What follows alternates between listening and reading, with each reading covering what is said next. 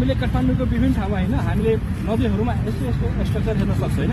आज भनेको हामीले खासमा के यो स्ट्रक्चर रहेछ भनेर हामीले बुझौँ। यो स्ट्रक्चरलाई खासमा ट्र्यास ब्यारियर भनिन्छ। यसको काम भनेको हामीलाई यो नदीमा आएको जुन फोहोर हुन्छ नि, फ्लोटिङ वेस्ट, सोलिड वेस्ट, त्यसलाई हामीले कलेक्सन गर्न हेल्प गर्छ। जस्तै प्लास्टिक आयो, अनि हामीले पोलिथिन आयो, काठ आयो, जस्तै तपाईँले हेर्न सक्नुहुन्छ थर्मोकोलहरू आएको छ, यिनीहरूलाई कलेक्सन गर्न हेल्प गर्छ।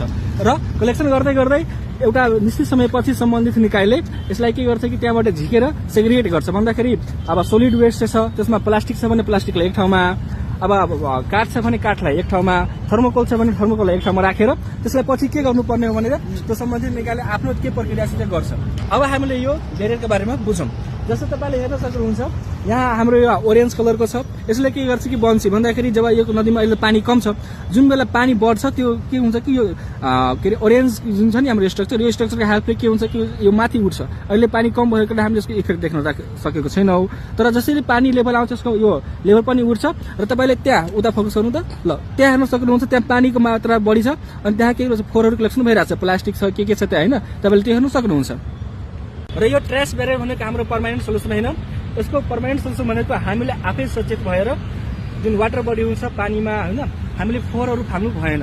आफै सचेत भएर हामीले जति सक्दो हुन्छ हामीले नदी नाला सफा राख्नु नै हाम्रो मुख्य उद्देश्य हुनुपर्छ। र यस्तो यस्तो स्ट्रक्चर हामीले काठमाडौँको लगभग 6 ठाउँमा हामीले हेर्न सक्छौँ। एउटा म यहाँ अहिले युएन पार्कमा छु, एउटा तिलगङ्गा अगाडि छ, र एउटा त्यो हाम्रो कुपनडोलभन्दा थोरै अगाडि डल्लु नजिक छ एउटा होइन।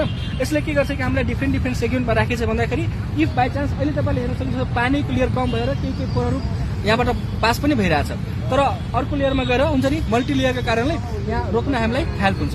ल तपाईँले हेर्न सक्नुहुन्छ यहाँ अहिले जस्ट यो लागिरहेको छ र तपाईँले हेर्न सक्नुहुन्छ सबै फोहोरहरू उताबाट आएर अनि ठ्याक्कै तपाईँले रिजल्ट यहाँ पनि हेर्न सक्नुहुन्छ है। कति यहाँ एउटा पनि फोहोर यता आएन, सबै फोहोर त्यहाँ ट्र्याप भइरहेछ है यो सबै ठाउँमा होइन।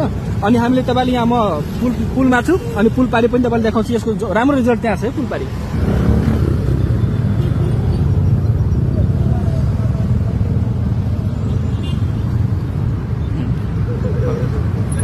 आई होप तपाईँहरूलाई यो भिडियो प्रभावकारी लागेको होला र तपाईँहरूलाई आफ्नो